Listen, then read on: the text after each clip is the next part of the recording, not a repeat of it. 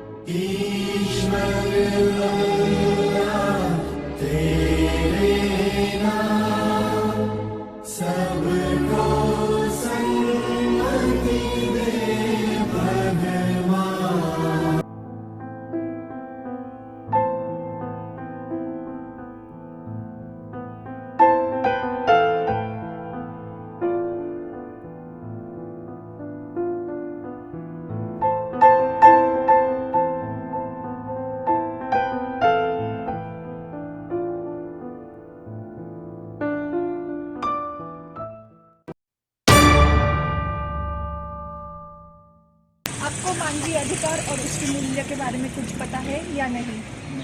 नाही. आपल्या मानवी अधिकार आणि त्यांच्या मूल्यांबद्दल काही माहिती आहे की नाही? त्याबद्दल माहिती आहे म्हणून सांगितलं आहेच ना. मानवी अधिकार आणि त्यांचे मूल्य याच्याबद्दल काही माहिती आहे की नाही? मानवी अधिकार और उसके मूल्य के बारे में कुछ पता है की नाही? इथं येण्याच्या अगोदर किंवा इथे येण्यानंतर तुम्हाला असं वाटतं का की तुम्हाला इथे येण्याचा अधिकार आहे? पब्लिक प्रॉपर्टी आपला येण्याचा अधिकार आहे, बरोबर आहे ना? मग तुम्ही मला एक सांगा, तुम्हाला मानवी अधिकारांबद्दल काय माहिती आहे का? नाही. तुम्हाला मानवी अधिकार आणि त्यांच्या हक्कांबद्दल काही माहिती आहे? हो माहिती आहे. मानवी अधिकार आणि त्यांचे मूल्य हक्क यांच्याबद्दल थोडीफार माहिती आहे? माहिती आहे. तुम्हाला ह्युमन राईट्स म्हणजेच मानवी अधिकार आणि त्यांचे मूल्यांबद्दल काही माहिती आहे? ह्युमन राईट्स कॉन्स्टिट्यूशन प्रमाणे थोडंसं माहिती आहे. तुम्हाला मानवी अधिकार आणि त्यांचे मूल्य याबद्दल काही माहिती आहे का? तुम्हाला मानवी अधिकार मानवी मूल्य याबद्दल काय माहिती आहे का? काहीच माहित नाही. अधिकार आणि त्यांच्या मूल्यांबद्दल माहिती आहे की नाही? मानवी अधिकार आणि त्यांचे मूल्य माहिती आहे? तुम्हाला माहिती आहेत का मानवी अधिकार आणि त्यांचे मूल्य म्हणजे काय? नाही माहिती.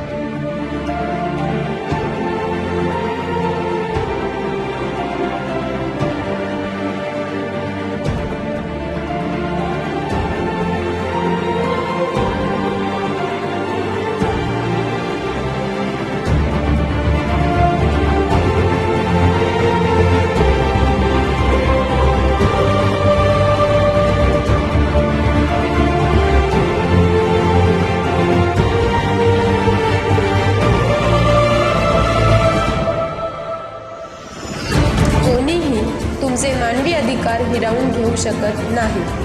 परंतु युनिव्हर्सल डिक्लरेशन ऑफ ह्युमन राईटच्या 60 वर्षांनंतर हे सत्यापेक्षा जास्त स्वप्नच आहे. तरीही आजच्या जगात याचे सर्रास उल्लंघन होताना दिसत आहे. कमीत कमी 77 देशांमध्ये माणूस हा आपल्या स्वातंत्र्यात व धर्मात येणाऱ्या अडथळ्यांना सामोरे जात आहे.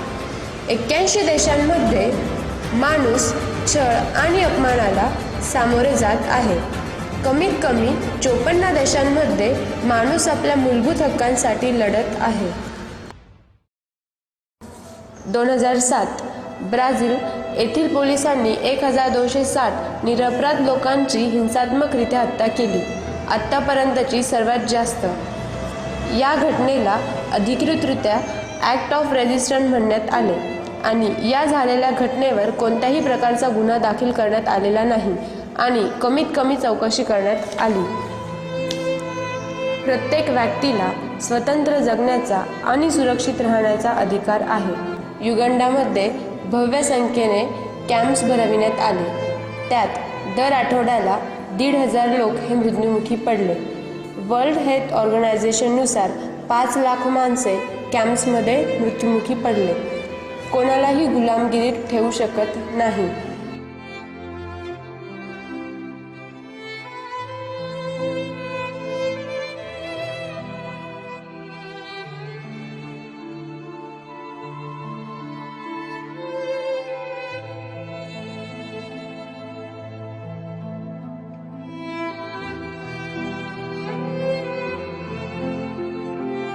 दक्षिण युगांडामध्ये लॉर्ड्स रेझिस्टन्स आर्मी नावाची एक संस्था होती. त्या संस्थेला तेथे कॉनिज आर्मी देखील म्हटले जाते. तेथील 20,000 लहान मुलांचे अपहरण करून त्यांना 20 वर्षांचे होईपर्यंत वाढविण्यात आले आणि त्यांना जबरदस्तीने सैनिक बनविण्यात आले. ज्या मुलांना ह्या गोष्टी मान्य नव्हत्या त्यांचे शारीरिक शोषण करण्यात आले. गुनिया बिसाऊमध्ये 5 वर्षाच्या मुलांना देशातून हद्दपार करण्यात आले. साऊथ नावाच्या कापसाच्या कारखान्यात त्यांना कामास लावण्यात आले आणि त्या मुलांना मोठ्या शहरात भीक मागण्यास प्रवृत्त करण्यात आले. US स्टेट डिपार्टमेंटनुसार 6 लाख ते 8,20,000 पुरुष, स्त्रिया आणि मुले जगभरात अनैतिकरित्या विकले जातात, ज्यातील अर्धी संख्या अल्पवयीन तर रेकॉर्ड संख्या इराकमधील स्त्रिया आणि मुलींची आहे. गुलामगिरी 150 वर्षांपूर्वीच संपुष्टात आली आणि तरीही यास इतिहासापेक्षा जास्त गुलाम आहेत. 2008 मध्ये US ऑथॉरिटीजने 270 कैद्यांना ग्वॅन्टानामो बे, क्युबा मध्ये विनागुन्हा किंवा सुनावणी डांबून ठेवले. त्यांच्यावर वॉटर बोर्डिंग, बुडण्याचा आभास होणारा छळ करण्यात आला. डेमोक्रेटिक रिपब्लिक ऑफ काँगोमध्ये गव्हर्नमेंट सिक्युरिटी सर्व्हिस आणि सैनिक दल नेहमीच छळ करायचे, ज्यात मारणे, ठेचणे आणि बलात्कार व्हायचे. 2007 मध्ये रिपब्लिकन गार्ड म्हणजे प्रेसिडेन्शियल गार्ड आणि स्पेशल सर्व्हिस पोलीस डिव्हिजनने किनशाहामध्ये अनेक लोकांना मारलं आणि छळलं. म्यानमारमध्ये हजारो लोकांना अडवून ठेवण्यात आले होते, ज्यात 700 लोक स्वच्छ मनाची होते, ज्यात डाऊ आंग सान सुई की याही होत्या, ज्यांना आपल्या वयाच्या शेवटच्या 18 वर्षांपैकी 12 वर्षे स्वतःच्या घरात डांबून ठेवण्यात आले. केनियामध्ये शासनाने इंटरनॅशनल रिफ्यूज लॉ या लॉला तोडून हजारो लोकांना बॉर्डर बंद करून ठेवली. लोकांना बेकायदेशीररित्या केनियामध्ये अडकवून ठेवलं आणि त्यांना विनागुन्हा किंवा सुनावणी डांबून ठेवलं.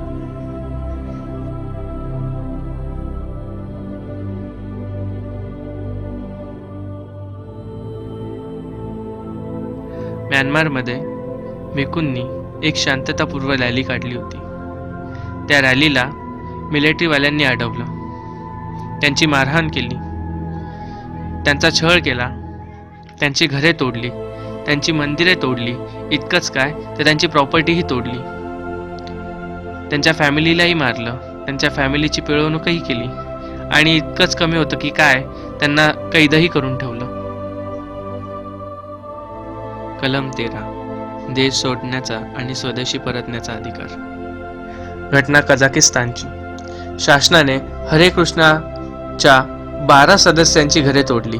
ही कारवाई हरे कृष्णा सदस्यांवर बेकायदेशीररित्या जमीन बळकावून घेण्यात आली असा खोटा आरोप करून करण्यात आली आणि फक्त हरे कृष्णाच्या सदस्यांचीच घरे तोडण्यात आली हे याचे वैशिष्ट्य. बाकी कोणत्याही सदस्यांची किंवा लोकांची घरे तोडण्यात आली नाही. झिम्बाब्वेमध्ये शेकडो ह्युमन राईट्सचे रक्षक आणि मुख्य विरोधी पक्षाच्या सदस्यांना movement for democratic change MDC च्या शांततापूर्व सभेत भाग घेतल्यामुळे अटक करण्यात आली.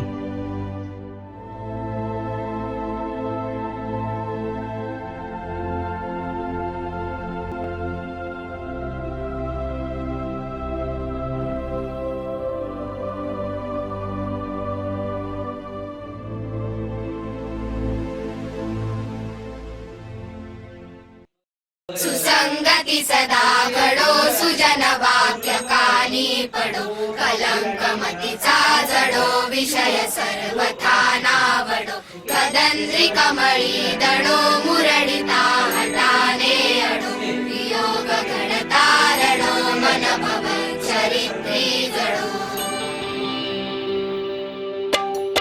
सुसंगती सदा